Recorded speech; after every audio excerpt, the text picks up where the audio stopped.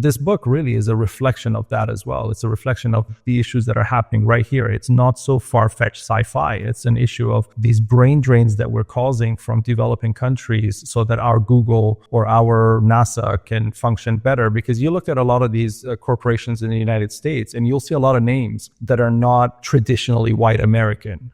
You see them and you wonder, well, where did this person come from? Why were they not in their NASA, in their home country, or whatever it is they can support within their home country to benefit or to evolve or to reduce their problems? Well, because we bought them. Capitalism bought them because we have the money. And so this is an issue that if you look at the book from a political sense, a deeper perspective, you don't really need to think about, can we grow potatoes in Mars? You really need to think about, can we do it right here between countries? Welcome to Care More, Be Better, a podcast for people like you who care about the social impact of conscious companies and everyday heroes. Hear inspiring stories from those who put people and planet before profit and personal gain. You'll learn how you can make a difference, vote with your dollars, and get involved today. Here's your host, Corinna Bellizzi. Welcome to Care More, Be Better, a podcast that shines a light on people and projects working to regenerate our planet and create a better future for all. I'm your host, Corinna Bellizzi. Today, we're diving into a topic that bridges art, imagination, and action, exploring how storytelling can awaken us to the realities of our climate crisis. Our guests are Cathryn Bancroft and Horriyat, co-authors of the new Cli-Fi for climate fiction dystopian novel called The Hollow Age, published by Compassiviste. This gripping and timely story asks, when Earth is burning, do you run to another planet or risk everything to save your own? It's a question that feels more urgent by the day. Cathryn and Ali join us to talk about the world they built, the parallels to our own, and how fiction can galvanize real-world change before it's too late. Cathryn, Ali, welcome to the show. Thank you. It's a pleasure to have you both here. I'd like to start with a bit of guest introduction for Cathryn. You've built a career crafting vivid, emotionally charged worlds through your fiction. What drew you to collaborate on The Hollow Age, and how did the themes of hope, despair, and resilience take shape in this story? Thank you. I was approached by Ali, who works with Compassiviste Publishing, who is Compassiviste Publishing. And I have done like a bit of collaborative novel writing before. I've worked with book packagers and I've worked with others. So I was familiar with the idea of collaborating on a novel. He had this concept and he was interested in working through it with me. And so that's how we got our start. He put forth the sort of concept. I thought it sounded interesting, so we hopped on a call. We started to talk about it. I started to toss in my ideas. It started to take on a life that was made by both of us. And from the beginning, we were putting together this world document, an outline document that was very much from the both of us. And from the beginning, we wanted to make a book that had these elements of hope, that people could do something, that you didn't have to be a rich philanthropist to do something. You could do something if you were just one human with a regular human's resources, and without kind of sugarcoating what kind of work it takes. Ali specifically said no Disney endings, right? Which I think is very important in this day and age.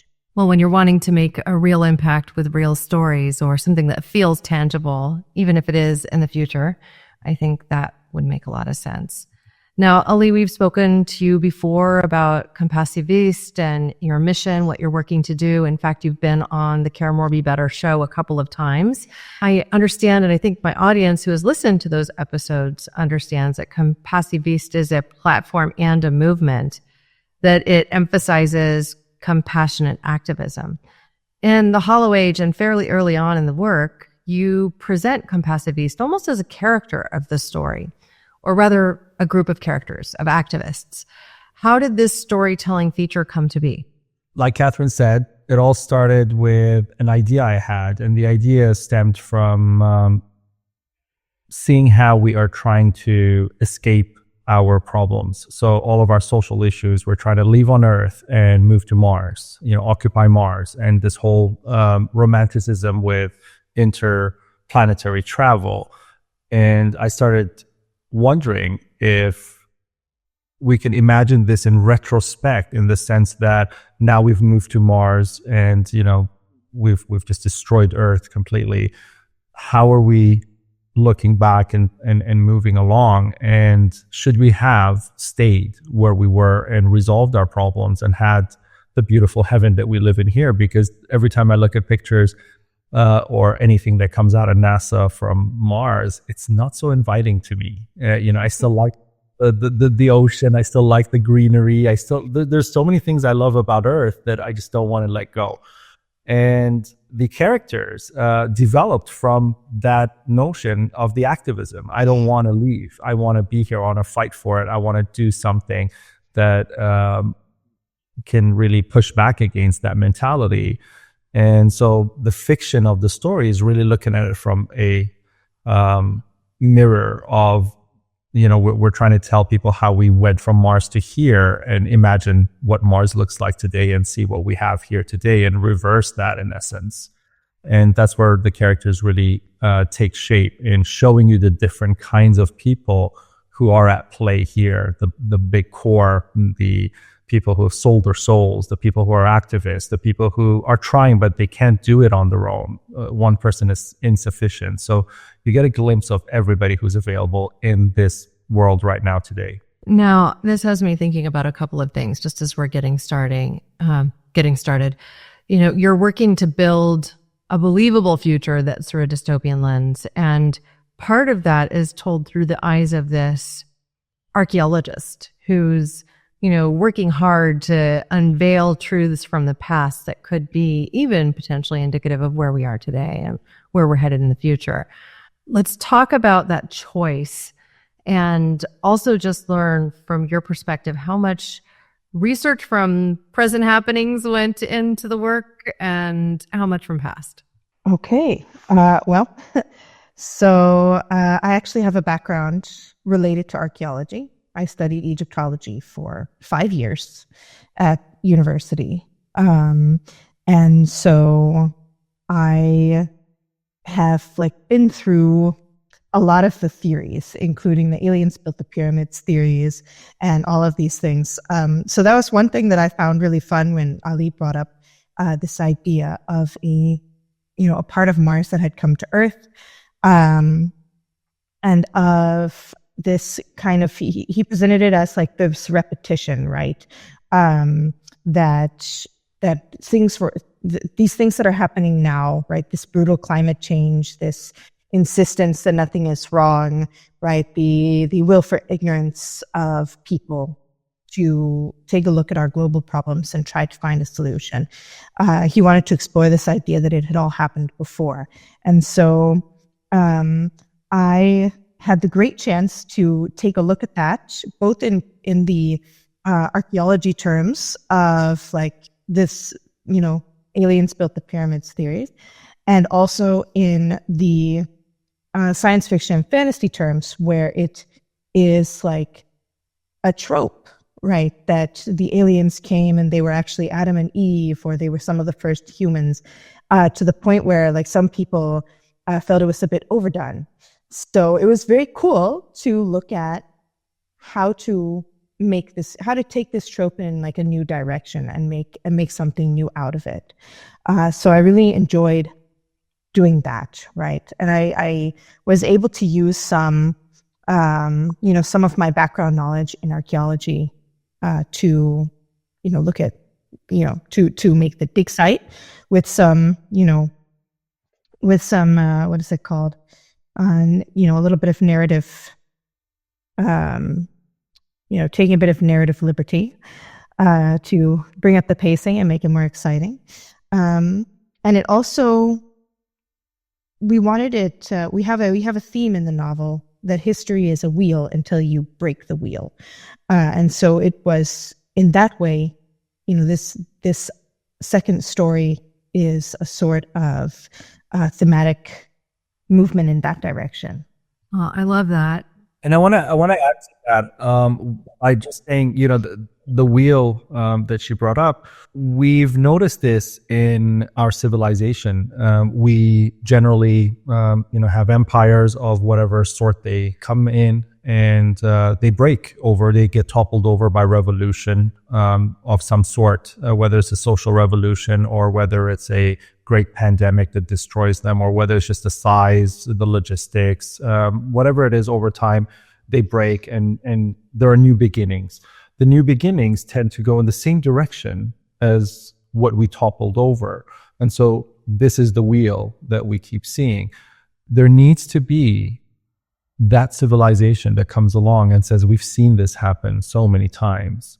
How do we actually stop this? How do we revolt this time and actually build the new in a way that works?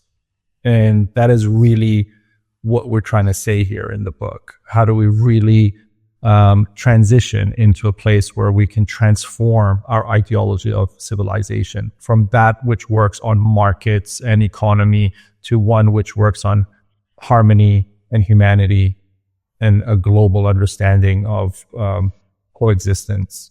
And if we can't imagine it, we can't create it. So we need to work towards that imagining. This is where I think the connection of sci-fi and Cli-Fi becomes so important, because in a way, if we can't envision a future differently, there's no way or no path to get us to create it.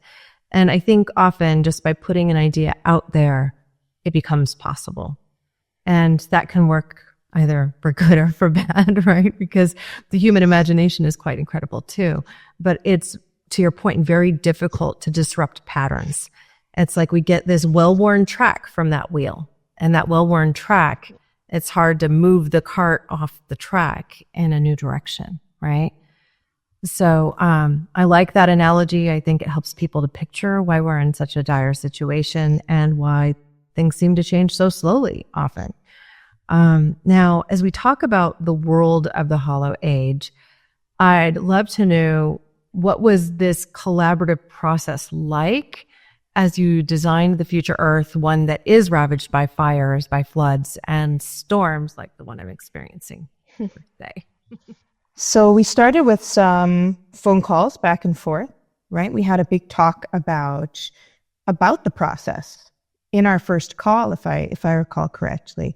Because, when Ali first contacted me, I wasn't actually sure exactly what he wanted, right? I do a lot of different types of collaborations. So the first thing was working that out, and having this idea that we would be working on this novel together. Both our names would be appearing on the cover, and that we wanted it to be kind of, in a lot of ways in line with what I have done in the past. I like to make these sort of difficult worlds, and I like to have these strong women in sort of the central character role. But of course, we wanted it to sort of serve the vision that Ali was bringing to it, because there would be no book without him and his vision. And so first we had some chats, right? And then we started putting together the document. Ali had prepared some notes as well. And I remember we thought the book could go in a couple of different ways. We had a couple of different ideas for it. And so I ended up actually making, I think, 2 outlines to start. One that was a little more of this fast-paced thriller, but that had sacrificed a little bit of the sort of introspection of the philosophies in the book. And then one that was a little bit slower. And in the end, we kind of made a middle road between them and took some of the faster paced scenes and swapped them into some of the more introspective stuff. And from there, we wrote. I love to do collaborative documents in Dropbox or Google Drive, then everyone can see them and leave notes and make changes, right? The internet can be a wonderful force for collaborating in that way. And so we did that. We brought in another editor as well from Compassiviste to take a look over it, to make some comments, and then we revised it. A lot of the comments that I made throughout the writing were exactly what Cathryn was pointing to, the philosophical part of it and the edge of it. Because though I write, and people who don't write will find this difficult to understand, writing different genres is kind of like playing different instruments. Just because you play the drums does not mean you play the piano as well, though they're all part of a musical instruments, right? So I've never written sci-fi, and I've never really done characters or anything like that. And so when I approached Cathryn, it was more first of all, I really like her writing. You can check all of her books. They're in this field, and she's an amazing writer. And I knew she'd be the person to really bring this out. And when we started speaking, it was all about the philosophies and the ideas. And I had a couple of, ironically, a lot of things matched too, because before speaking with Cathryn, the main character here, the protagonist in the story, Olivia, was a character that I wanted to be a young woman, because I think understanding Compassiviste is also understanding that it is a movement in feminism, rooted in feminism, and it's very cosmic level feminism. We're not here to, we didn't start out Compassiviste as a movement to say we're looking for, wage parity or something like that, and we're targeting that specific concept, but we are cosmically female, so to speak. And that's why the E at the end of Compassiviste sits there. You take Latin or Spanish or some of the languages like French, they will differentiate between the masculine and the feminine by adding that E in the feminine. And I specifically put that there so every Compassiviste in the world that identifies as Compassiviste remembers that they first identify as feminine, as a feminist, as a female, and it has nothing to do with sex or gender or any of that. I think it's a spectrum. You just become more caring and compassionate when you shift your power and your force and your momentum to the feminine side of your power. And I think a lot of the shift we're seeing in the world today is the break of the patriarchy. We're seeing the feminist rise, and that's what's bringing the awareness, and it's bringing the change. So it would be really hypocritical and continuing that oppression by bringing in a James Bond type character to solve the problems of the world. And so to me, it will happen through somebody like Olivia, a young, aware, powerful, fearless woman who really, goes deep into her feminine understanding of the world, the cosmos, what's right, what's wrong, the values, and bring that out there. So that was really my input into the story and the original, idea of the story. And then the rest of it was all really Cathryn. She would write, and I would come in and make comments and whatnot. And then Joanna, our editor at Compassiviste Publishing, she's worked on all my books. She's amazing. Love her work. She really came in and tied it all together and finished it, so to speak, in terms of the editing process. And that's how it all came to be. Well, it's a beautiful effort. And I have to say, it's a real challenge to merge two different viewpoints into one book and ensure that there's things like voice consistency and things like that. But one of the ways that I think you have sought to accomplish it, and that you have, is by really making the Compassiviste, the compassionate activist, a character set. And so they're a moving part of the story in a way. I'd love for you to talk about the role of activism in this work and how you see that reflected today. Ooh, all right. So, of course, it is a book about being active. Like as you read when describing the novel, it's about, first off, making the active choice. If you could leave it all behind, if you could leave the dying earth and go somewhere else and start over, what would you choose to do? And it's about the people who choose to stay. And so the activism, I wanted to present it in a lot of different ways, because activism takes place in a lot of different fields, in a lot of different ways. And it, involves people getting involved on many different levels of life, right? So for someone like me, who is a fairly average person, right, there's higher level activism, like, it could be something like going to protests, or like trying to start an initiative. Voting is a form of activism, or just going down to plant flowers on the street, right, and break up the asphalt in front of your street is its own form of activism, right? It's a political move. And so I wanted to reflect that in the novel as well. And I wanted to also bring in some of the types of activism that I have noticed in sort of reading or doing research for all sorts of novels, or just reading for my own interest. One of the things that made it into the novel is a group of monks that they are trying to preserve some of the old seeds, right, and old fruits that are around Europe in particular. This came out of two issues that I've been aware of. Like, the first is the modification, right, of seeds of plants for farming that have made them weaker and more susceptible to climate change, right? Making wheat that is more productive, or that can grow more easily everywhere, is also destroying it in some ways. And there are people, agricultural scientists, who are warning us that one day we're going to have a huge problem, because something will happen to these genetically modified grains and fruits. And when that happens, where's our backup, right?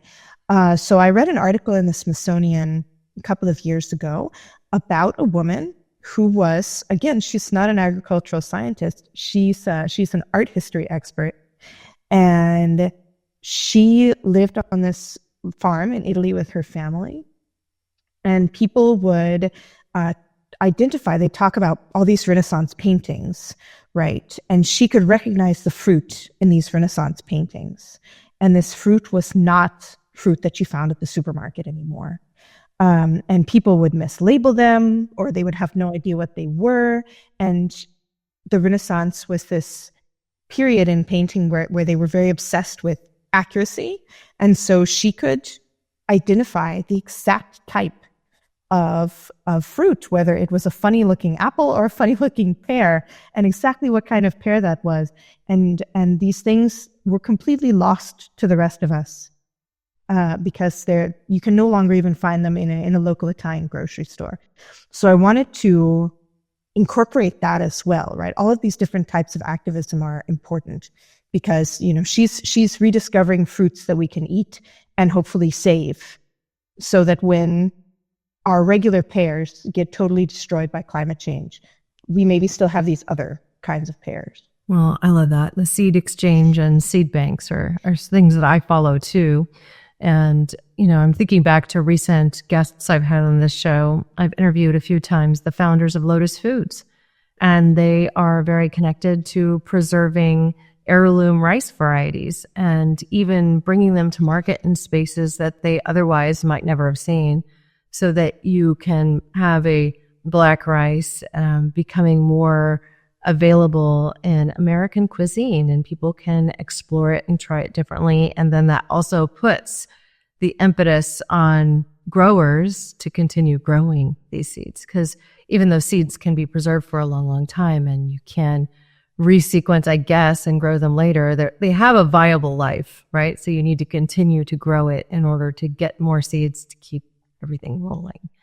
And I am with you. I think climate change is going to force us to look at these options, to be more flexible, and ultimately to really seek to go into the past, into those days before we began modifying everything for yield or for profits. I mean, in some cases, it's completely both of those things. But and we can also, this is another place where activism can have an effect, right? Because the more people who want to see this, the more we will see it, right? And I know, especially in Copenhagen, it's a very foodie place. That's where I live.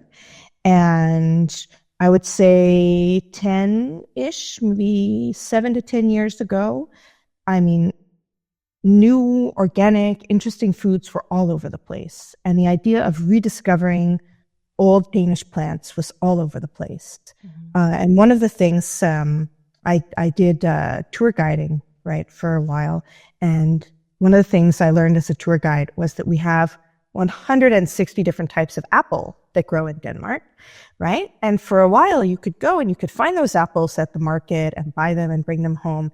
And because people were driving the interest in like organic foods and so on, these things were available and we were making a difference, and people were caring about the climate and local food and these different proliferations, right? A healthy ecosystem of different plants.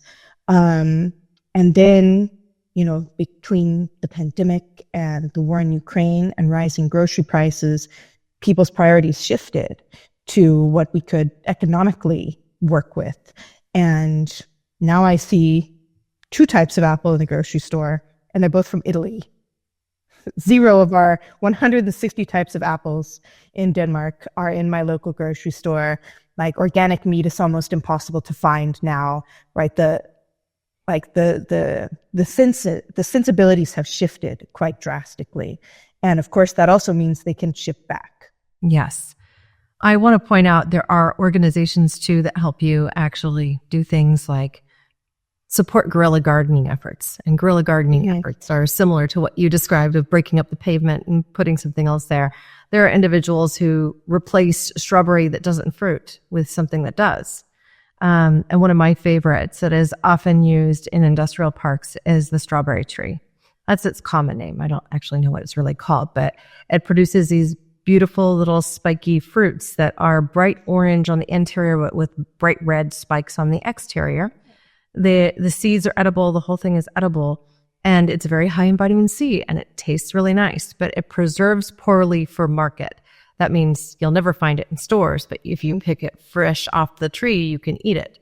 And then there are third-party organizations like fallingfruit.org that will allow people to go in and log the fruits in their neighborhoods that are available, when they're in fruit, when they're ripe to be picked.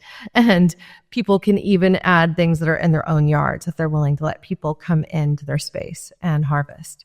So I think efforts like that are more community driven can also continue to make a wide variety of foods available, and it doesn't have to break the bank. I think that's something that we should all be thinking about. Now, getting back to the story, this whole concept of colonizing another planet has been all over science fiction for almost a century now. Isaac Asimov days to present. I have poured through some books in this arena. Also, the very fanciful, Dragon Riders series, all that too, in my youth. Yeah, so you have a lot of stories that have this idea of planet skipping. And in a way, this concept that we have come from somewhere else first, because how could we get to where we are with humanity from something like a chimpanzee? Now, I am an archaeologist too. So this is the behind scenes. I went to school for anthropology, archaeology. I studied primatology and human origins. And what I ended up doing my dissertation on and really focusing on was the Neanderthal, which was the longest overlap close to today that we had with another species of primate that walked on 2 feet and was very similar to us. So I've spent a lot of time thinking about this too. And I believe that we fully evolved on this planet I just wonder what your thoughts are as an archaeologist and as the one who's kind of putting this fanciful idea forward. Do you think that we planet skipped? Is this something that, you think is really possible, recolonizing or terraforming Mars or another planet? Yeah. Personally, no, I don't think we planet skipped. But that's one of the things I think that is great about sci-fi and fantasy is that you can put these ideas out there. It was interesting, because I've never been in the anthropology scene, but I'm a great museum goer, and I've heard that as well that many people share genes with Neanderthal, have some Neanderthal DNA. So there's also this strong, not only have we been living alongside Neanderthals, but we were able to interbreed with them, and I think that's a fun aspect. So how there might be, a race of people that could hop from Mars to Earth and possibly interbreed or overtake the current species is greatly, it's a mystery for the reader. A popular idea. It's a very popular idea. It is a very popular idea for sure. It's also becoming more popular as we produce more harms on Earth. So it's sure, I'm going to hop on my rocket and we'll go terraform Mars with lasers, and we'll be able to grow potatoes and whatever else we can make work on this other planet with other conditions and without a bounty of life. Yeah. Or we'll just happen to find some other planet that we might be able to get to in a generation if we really build what would be the Noah's Ark of space, essentially.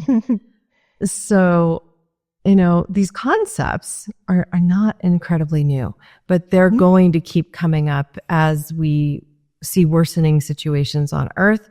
And in my view, this is something that could potentially derail where other efforts could be on our home planet. Yeah. Actually, I like that you bring that up, right? Because I think that was kind of the direction we wanted to go in the Hollow Age, was not, how do we go to Mars or to another planet, or do, like they do in the film WALL-E, where they just go out into space and wait for it all to blow over. It was a little interrogative of what would that actually mean to go out into space, and who is going to get a chance to do that, right? Because it's, the ships aren't going to carry everyone. And what are we going to pay? What price are we willing to pay to be the people on those ships? Are you willing to be a slave on those ships so that you can get off of Earth? Are you willing to do things that will further destroy Earth because and you don't care because you're not going to be there anymore? What is the price, and are you willing to pay it? And so that was something that I think the Hollow Age is more interested in than the details of how to do planet skipping. And I think I want to bring in another angle into this, and that is something we're really facing all over Europe and the United States right now, is immigration. I mean, this whole concept of moving to Mars is the same concept as migration here on Earth. So, Italy right now, or a lot of the Mediterranean countries, have the issue with migration. The United States has, ICE and all of the stuff that's happening right now because of illegal migrants and migrants in general.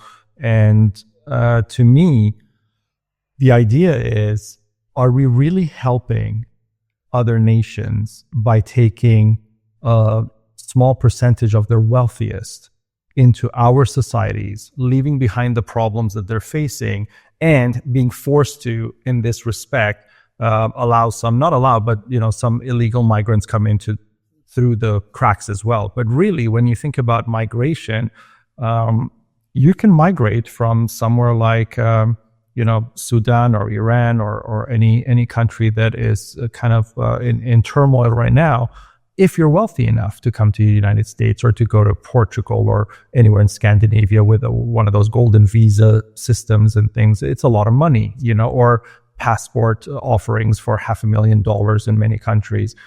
These are escape mechanisms. They're the same thing as the Noah's Ark, the travel through space to Mars. It's just shorter and smaller. It's on this planet. But really, we're differentiating between people by doing this. The real way to solve these problems would have been if the countries who are a little more advanced in certain ways or have realized democracy or have some manner of sustainable social system to really support the other ones, to build that and to form that in a way that people can stay in their homes. I mean, the goal of a person who dreams of migration to Rome is not really a romantic goal. It's desperation most of the time. And so that desperation driving them isn't something like Catherine said, are you willing to be a slave on that ship to be able to make it and stay alive as opposed to die in the volcano that's going to hit? So really here it's the same thing. Do you stay back in the land where climate change has forced any form of the natural disasters or human-made disasters and suffer and die? Or are you going to take that chance and cross the Mediterranean and still possibly die, but yet that chance of crossing the Mediterranean is higher?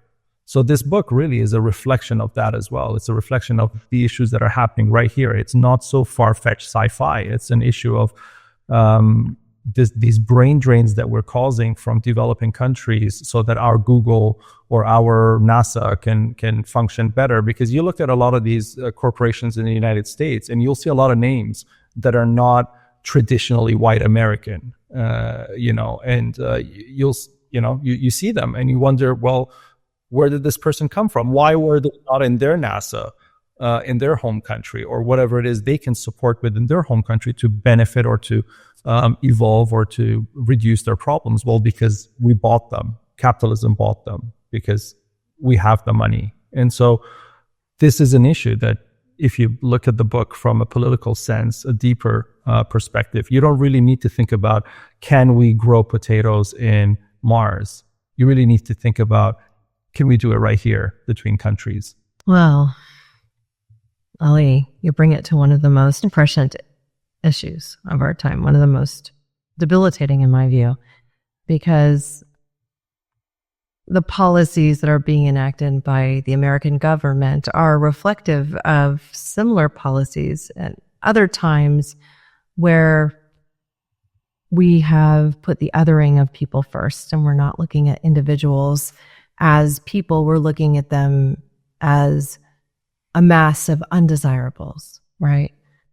This othering of people allows us to perform atrocities. And as we are in a situation presently where global warming is going to continue to take effect, especially impacting those in the global south, people are going to migrate northward. It's a resource issue, it's a climate issue, and we need to be able to develop a system that can have this great spaceship Earth survive, and that means all people. That doesn't mean the few. And perhaps that means that long term we shouldn't be having 6 children apiece and continuing to balloon our populations. There have been some unpopular means of working to control that on entire society bases, like we saw passed in China. But we do have a population issue. We have a population issue, and we also have a resource issue, and we also have a climate issue, and these things keep feeding into one another. I know there are those that will say things like, oh, you know what? We have plenty of resources on Earth for all the people that are here and a few billion more. And that might be true if we didn't have people that worked to surround themselves with greed. And I'm saying this specifically because I do think that the billionaire class is the issue. I had a really in-depth interview with Paul Hawken more than once. And one of the things he said when we talked about the issues of class, because I very much think we're in a situation where classism is it's like racism on steroids in a way. It's like, these are the haves, everybody else is other, right? And he said, so can we have billionaires? Probably not. Can we have centimillionaires? Probably not. Can we have millionaires? Sure. We could have people with plenty of money and resources to survive and thrive. But we can't really have this distribution of wealth that is so one-sided. And what we've seen over the course of the past few decades is a money grab by individuals at the very top and a serious loss of the middle class. And this is not just in the United States either. I mean, we're talking throughout Europe as well. And with the rise of the far right. Corinna, throughout the world, you look at India, and one family just had a $600 million wedding for their youngest son last summer, right? The Ambani. And it's like, these are insane numbers. People can't even fathom how much money that is if you filled a room with it. Like one person had that, series of events that basically came to that. Now, you don't want to single out people, so that's not the point here. But the thing is, the reason we have the billionaire class, the reason we have this system that we do today is also reflective on every person who contributes to that. So, we're never, Einstein, says, you can't solve problems using the same methodology of what caused the problem in this first place. So that's what revolution means. In other words, revolution is the change of the systems that within which you live. We need the revolution to change the systems. But unfortunately, the middle class is of two kinds. It's either the lower middle class that is just making ends meet. They don't have the time for the revolution or the means or the resources or the ability to stay alive through a revolution. And then you have the upper middle class who have slowly become addicted and have tasted money. And so they are closer to saying, you know what, I'd rather just make it to the millionaire club, make it to the elite, because life is so much more beautiful. I see it. I'm at the gate. I see how they live. I want to enter that gate. And that's why we, try to go up in the financial model. And so, the disparity is mostly there because that group that you're talking about is currently less than 1% of the population of the world. There's no way that it should be so controlling if we don't allow that control. It's very simple. I often say this. I say, if we on a global, how No King's Day happened in the United States just recently? I mean, it was a very quick bringing together of people, and millions of people walked out on the streets. Never mind that it was useless in the sense that nothing happened, no policy change, no king change, nothing. But, it was similar in bringing people together that Martin Luther King did. But over there was actual systemic change by what he did. So let's take a model that has systemic change, implement it, and see the force change. And if we do it without a Martin Luther King, without one leader that can be assassinated, there's no way that you can stop that movement. The reason why Martin Luther King could not continue to fight capitalism, because that's when he got assassinated, is when he started targeting capitalism, is because he was one voice and others were kind of supporting that voice. But if the voice is spread around the world, how many millions of people can you kill? You can't do that anymore, right? So in a sense, what we should do is gravitate towards systems changes. For example, November 20th every year could be, we don't pay our mortgage that month year throughout the whole United States, unless the banks reduce the rates to, 0.6%. How are they going to fight this? They can't. There's too many mortgages out there for the Bank of America or JP Morgan or anybody else to fight. But the thing is, you can't bring people together. It's our fault. It's not the billionaire. The billionaire is only using what we are giving, because it's not by force. We're not living in Pharaoh's era where the Pharaoh forces upon the slave with power. We're living in an era where we democratically choose to spend our money in certain directions. We choose to vote with our money in those directions. And it's when we can come together collectively to choose against that we can ever think about how do we fix the systems. And that's something that runs through the book, seeing all these people on different sides of it, even the villain, coming in and being an enforcer and changing their mind. And all of this that happens, it's a matter of, it needs to change here. You cannot expect a savior. These religious models, as great as they are, they've also destroyed us because we are all sitting there waiting for Jesus. We're all, in all religions, it happens in Islam, it happens in Christianity. I mean, that's 2/3 of the world who are waiting for Jesus is going to come one day and fix everything. And we're just sitting there praying to Jesus to come back and fix everything. But that can't happen unless you can think about it in spirit, that it can be changed, it can be shifted. I can believe in that. The spirit of that compassion, togetherness, community, all of the things Jesus said, when you enact that and bring it to life, now you've got a world that can be changed. And maybe you can say, Jesus did that. But to really expect one person to come to earth and to point fingers and maybe all the billionaires fall over and the money gets redistributed, in the system that we have, we'll just create more billionaires. Nothing's going to happen. Well, we do the money enough, and then you start paying people millions of dollars for jobs that used to pay hundreds of thousands of dollars for, and yeah, you've got more billionaires, but money's also worth less. So have we been facing a really rough and strange time. I am, encouraged by moments like one that came through recent news where an order of nuns repatriated land back to a tribe in the Midwest territory, and a significant portion of land from the Catholic Church. And I'm like, wait, they could do that? Why don't we see more of that?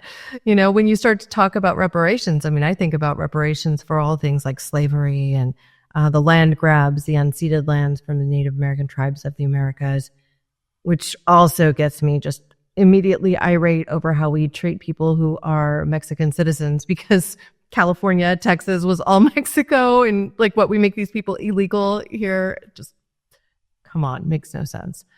And most people who identify as Mexican often are indigenous people too. So it's just the prejudice that we've been surrounded by is just kind of disgusting.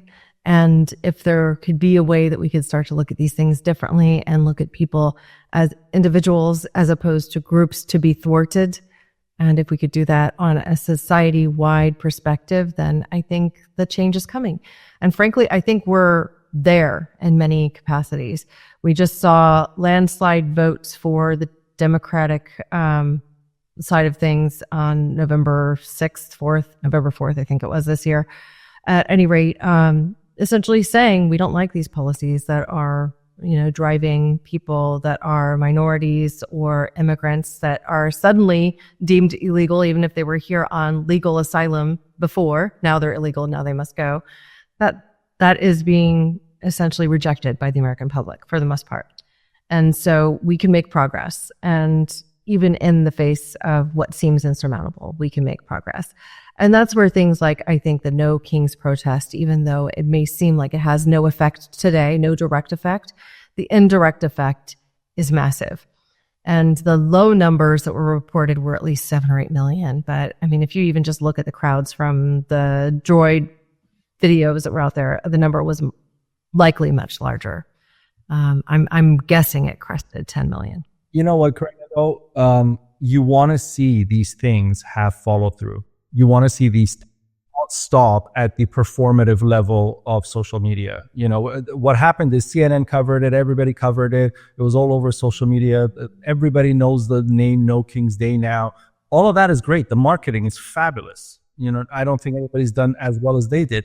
But in 5 years, if we come back and talk, do you think there's going to be a policy change or an instated legislative change from this protest that happened or the follow through of it?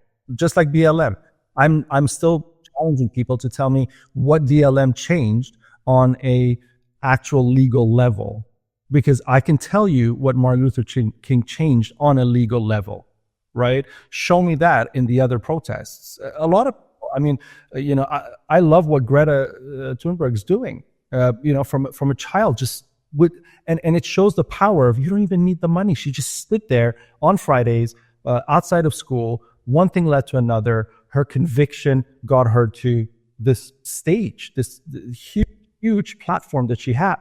Now, how much of this platform was she able to really momentivize to change any law?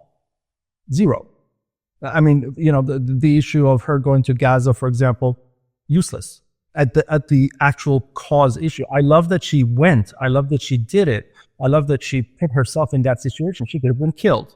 But we need to support these things. We need to come together. It's not going to happen by heroes. Greta's a hero.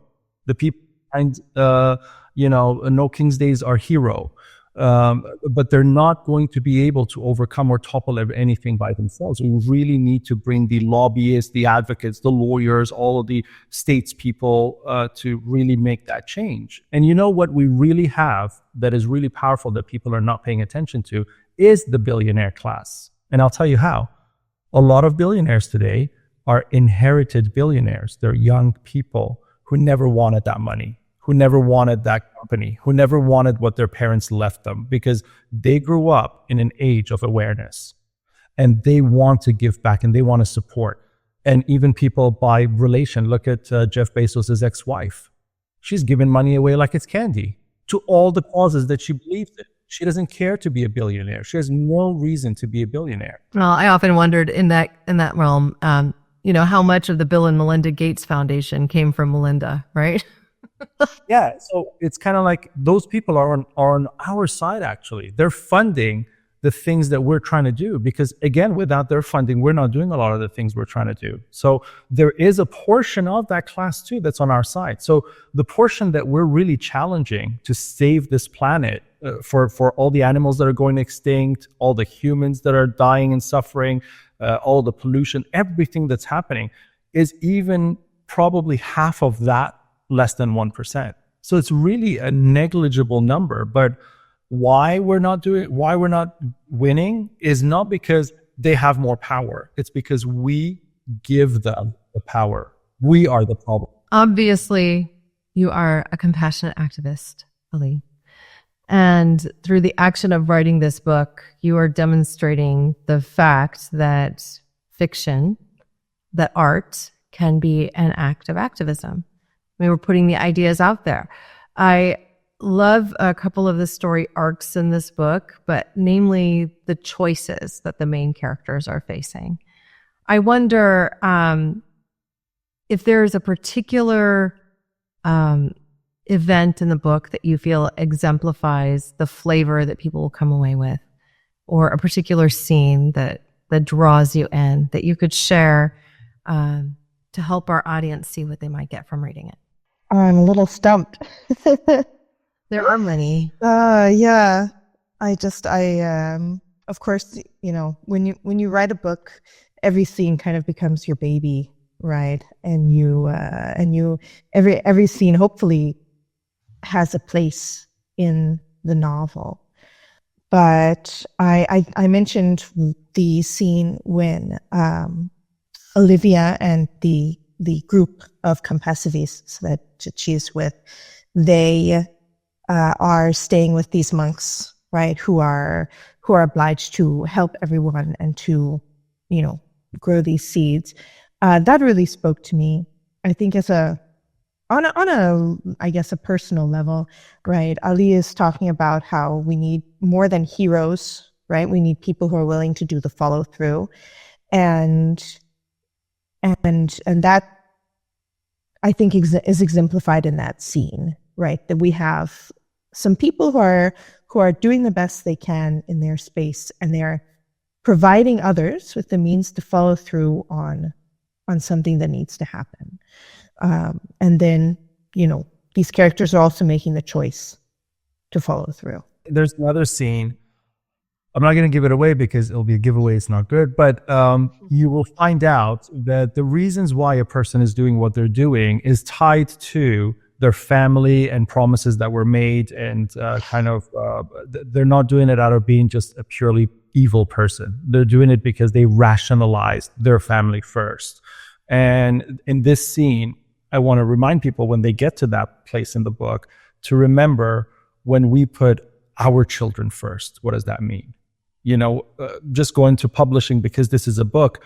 At Compassiviste Publishing, we don't print. The reason we don't print is not just the environmental issue. The environmental issue is one side of it, the paper, the fraud in the FSC, all this other stuff that can come up that I can show. But aside from that, a lot of books are actually printed by child labor in countries with very lax laws where third parties just do these kind of things. And we're trying to bring that out there. So when I go out, when any reader goes out and buys, any series of books, and they don't know where the books come from, they have no clue. They're buying these children's book for their children.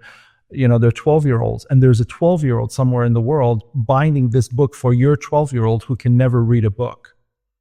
So this othering that you mentioned earlier is really focused in that space where you understand this person is doing all of this evil for a personal matter.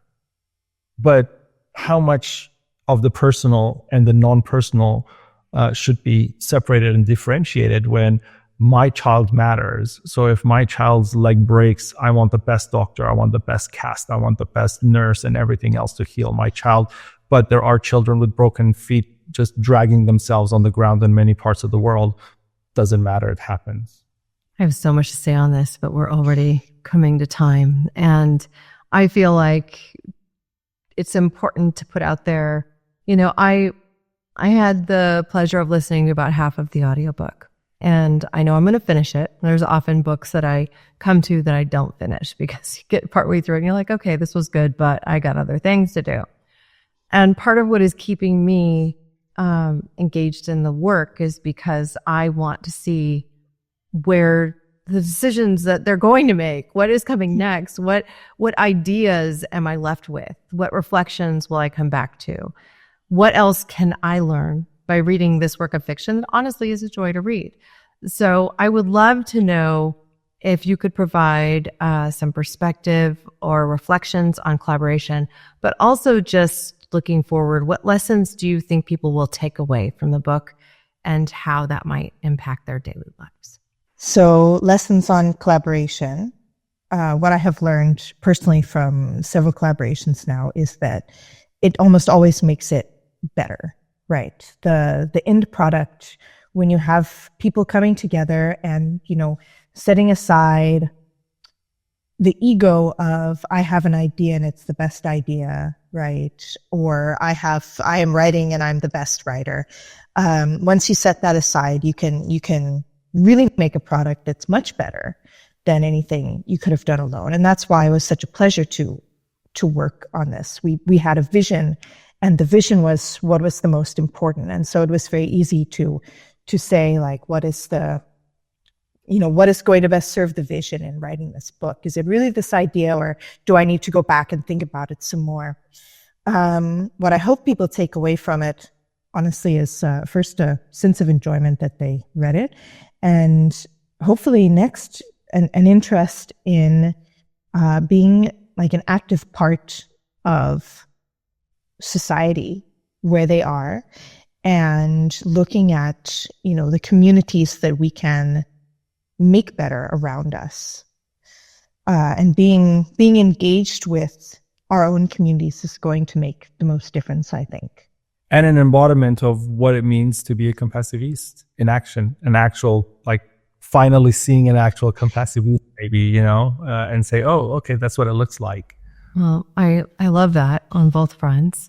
Now, I wonder if you could share just the peek behind the curtain. How long did this collaboration take overall to go from concept to finished work? Because I think many individuals have an idea that they'd like to see on paper. And sometimes I think it's helpful for us not to burst bubbles, but to be real in these moments. Well, how long was this idea turning over in your mind for a start? This was part of an ambitious list of books that I've wanted to write. I'm on book 30 right now. Nice. Yes. And this was always, it started, pretty early on the list, and it kept getting bumped back because I was scared to tackle it on my own. And so it's been there for a long time because the ideas were bubbling in my mind. I forget the name of the film. I keep wanting to say it, but I forget. It's a George Clooney film where at the end of the movie, I think it's his daughter with her husband, and they move away from Earth in a spaceship to start life again. And it's kind of like that Adam and Eve starts there because she's pregnant at the end. They find out when they're moving. And reminded me of that, this idea of this in reverse, essentially, imagining them from there now restarting the travel and the journey, not escaping Earth, but coming to Earth. And so it's been a while in my mind, but from the moment that I came to Cathryn, her structural system really helped in speeding the process. I mean, I don't think it took more than 6 months for us to complete everything from start to finish. But then I have to be honest. I mean, we have Joanna, who is an amazing editor. Like, everybody who's worked with her at Compassiviste, our other authors and all, and even beyond, rave about her. She's an author herself as well. And having her really speeds things up. Having Cathryn write at the speed of light, it helps as well. And myself being so immersed in it and dedicating the time to it really supported, because every time Cathryn would come to me and say, "What do you think of this?" or comment here and there, it wasn't a month later that I got back to her. It was within hours. And so, realistically speaking, if you're trying to do a collaborative project within 4 to 6 months, it's very possible if you really dedicate to it. And if you aren't going to dedicate and commit, then you're looking at a year or 2 years even. Well, I'll say from my experience, I did one book in 6 months too as a collaborative effort, but it was a push.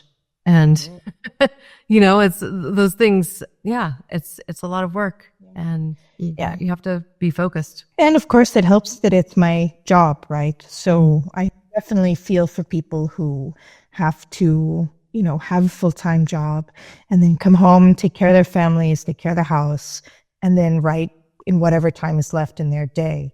Like, I think it's important to say that that's a very different world than the world that we worked in for Hollow Age.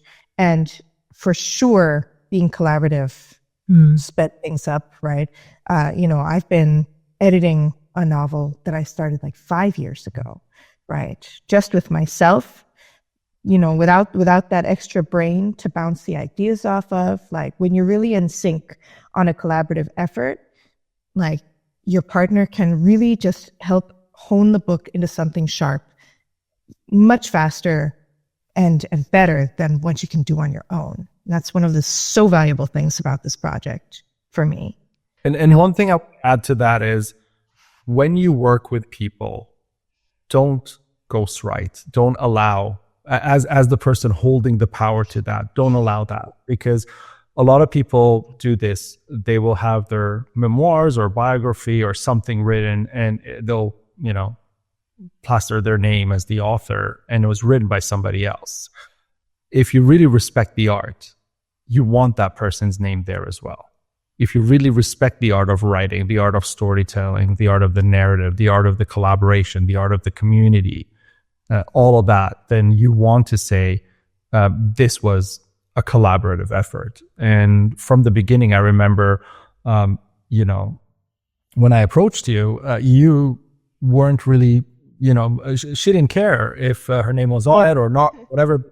It was, and I said, no, this is going to be different. This is your voice, you in the book. It's not me, and you're writing it, and then I'm kind of taking it into my own words. No, we're both going to be this like 50-50 all the way, because you're an artist. I'm not going to take your painting and then just sign my name on it and then put it in my gallery and have people rave over something I didn't do. So it's really important to stay authentic when you do collaboration. Your feminism is showing. I think, you're speaking to the beauty of collaboration. And, I think like what you've both revealed is that collaboration is an art in its own self. And that when you bring two minds together, you can produce better work together. And that's important too. Whether it's the story arc or how things are coming together in the end. I mean, often there will be loose threads that you may not be able to tie into the story because you're not going to know what happens to every single character you came across. It's not always a possible thing. But, there are other authors out there who are very prolific and who also take a very long time to write a work. I think often because they are in an echo chamber. I'm looking at you, George R.R. Martin, that book 7 of Game of Thrones, I don't think we'll ever see, right? So, There's a lot of really great work out there, a lot of really slapdash work where people kind of throw AI into the mix and think it can solve their problems. It shows. So, there's quality work, there's great works of fiction, and there's stories that can keep you turning pages. And I think this is one of them. So I will, of course, include links with show notes. Are there any particular places that people can come to engage with either of you? I know with Ali, I will, of course, link to everything Compassiviste, your publishing arm and your standard arm. Cathryn, you? Well, I've been really bad at social media. I've discovered I really don't like it. So, but I sometimes, when I remember that I have an Instagram, I sometimes post on Instagram at Barbette, right, which is part of my other pen name. And otherwise, my website has a contact field, and it's like the best place for me to get mail. And it's so wonderful to receive mail from there, and I'll always answer. So. That's lovely. And that's authorclaire.com, which I'll also include in show notes. Show notes? I created a new word, show notes. Here we go. Thank you, Cathryn. And Ali? Just Compassiviste. That's where we function out of as a group. So, at Compassiviste is our Instagram handle, and I think all our other handles, and compassiviste.com. If you have an idea for a book, if you have any ideas for anything, you can always reach us at compassiviste.com, where whatever you're thinking, however you're thinking, in activism, in writing, in arts and music, and many other fields. So we're always open to collaborating with people, supporting people, and growing the good work. Thank you. Well, your work is beautiful, and I appreciate what you've both done here. Ali, I will say until next time. And Cathryn, I hope when you produce your next work that you'll come back on and talk about it too, particularly in the climate fiction arena. Great. Looking forward to it. Thank you both. I've so enjoyed today's conversation and exploring the arts and fiction in particular as it's climate fiction and a way to reach and provoke and get us thinking differently is just incredible. The Hollow Age reminds us that even in the darkest of times, there is a choice to be made, and that choosing compassion, choosing collaboration, cooperation, and care is what truly defines our humanity. So listeners, you can also learn more about the Hollow Age and Compassiviste through visiting the links that we provide in our show notes. But we do host a complete blog dedicated to this episode that will include full transcripts and more, and that's on caremorebebetter.com. You'll also find details on how to support our new cause partner for the fall of 2025 through 2026, which is Prescott College. They are a leader in experiential, inclusive, and sustainability education. So to support this shared mission, the one that we're all on together, you can join our Patreon, make a donation, or shop our Amazon store. And that's all at caremorebebetter.com/support. I'll even include a direct link to the Audible version and buying this book, The Hollow Age, specifically in my store. So that direct link will be provided in show notes as well. Thank you for being a part of this community, because when we care more, we really can be better. We can create a more regenerative future for people, for planet, and for future generations. We can make a world that won't require that planet skip. Thank you. Thanks for listening to Care More, Be Better, a podcast for social good. To make sure you never miss an episode, subscribe, rate, and review wherever you listen to podcasts, and share with your friends to help us reach more people and spread more social good.